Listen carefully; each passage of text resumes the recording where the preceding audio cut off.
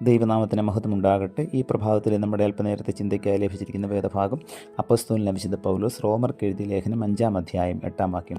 ക്രിസ്തുവോ നാം പാപികൾ ആയിരിക്കുമ്പോൾ തന്നെ നമുക്ക് വേണ്ടി മരിക്കയാൽ ദൈവം തനിക്ക് നമ്മോടുള്ള സ്നേഹത്തെ പ്രദർശിപ്പിക്കുന്നു.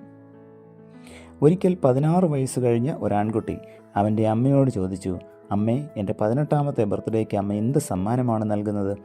അമ്മ പറഞ്ഞു, മോനെ, അതിന് ഇനി സമയമുണ്ടല്ലോ. എന്നാൽ ആ കുട്ടിക്ക് 17 വയസ്സ് കഴിഞ്ഞപ്പോൾ ഒരു വലിയ അസുഖം അനുഭവപ്പെട്ടു. അമ്മ അവനെ ഹോസ്പിറ്റലിൽ കൊണ്ടുപോയി. പരിശോധനകൾ കഴിഞ്ഞ് ഡോക്ടർ പറഞ്ഞു, മാഡം, നിങ്ങളുടെ മകന് അതിഭയങ്കരമായ ഹൃദ്രോഗമാണ്. അവൻ ചില മാസങ്ങൾ ഹോസ്പിറ്റലിൽ കിടക്കേണ്ടി വന്നു. അവസാനം അവൻ സൗഖ്യം പ്രാപിച്ച് ഭവനത്തിൽ എത്തി. അപ്പോൾ അമ്മ എഴുതി വെച്ച ഒരു കുറിപ്പ് അവിടെ ഉണ്ടായിരുന്നു. മോനെ, 18ാമത്തെ പിറന്നാളിൽ ഞാൻ എന്ത് സമ്മാനം തരും എന്ന് നീ ചോദിച്ചിരുന്നുവല്ലോ. അന്ന് എന്തു പറയണമെന്ന് എനിക്കറിയില്ലായിരുന്നു. എന്നാൽ ഇപ്പോൾ ഞാൻ പറയുന്നു, എൻ്റെ ഹൃദയം ഞാൻ നിനക്ക് നൽകുന്നു. നീ അത് ഭദ്രമായി സൂക്ഷിക്കണം. Happy birthday. അപ്പോൾ ആ കുട്ടിക്ക് മനസ്സിലായി, താൻ ഇന്ന് ജീവിക്കുന്നത് തൻ്റെ അമ്മ നൽകിയ ഹൃദയത്തിൻ്റെ പ്രവർത്തനം കൊണ്ടാണ്. അമ്മ ഈ ലോകത്തോട് യാത്ര പറഞ്ഞിരിക്കുന്നു. ഇവിടെ ഒരു അമ്മയുടെ നിർവ്യാജ സ്നേഹം കാണുവാൻ കഴിയും. സ്വന്തം ജീവൻ അപകടത്തിലാക്കി മകൻ്റെ ജീവനെ രക്ഷിച്ച അമ്മ. അവർ സ്നേഹത്തിൻ്റെ പര്യായമാണ്.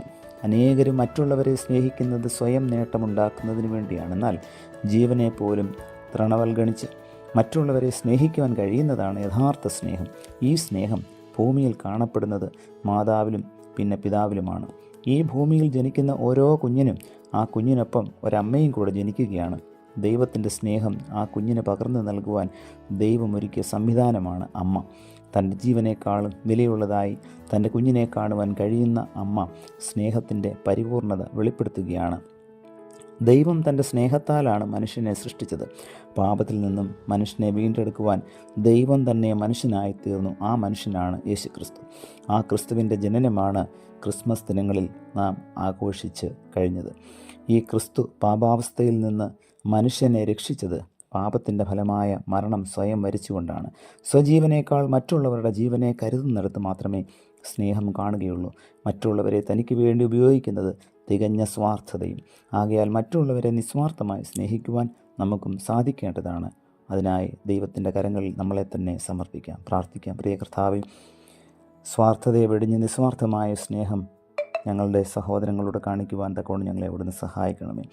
അവിടുന്ന് ഞങ്ങളെ പഠിപ്പിച്ചതുപോലെ ഞങ്ങൾ തമ്മിൽ സ്നേഹമുള്ളവരായി സ്വാർത്ഥതയെ വെടിഞ്ഞുകൊണ്ട് ദൈവമേ, സഹോദര പ്രീതിയിൽ എല്ലായ്പ്പോഴും വർദ്ധിച്ചു വളരുവാൻ തക്കവണ്ണം അവിടുന്ന് കൃപ ചെയ്യണമേ. പുത്രൻ്റെ നാമത്തിൽ പ്രാർത്ഥന കേൾക്കണം പിതാവേ.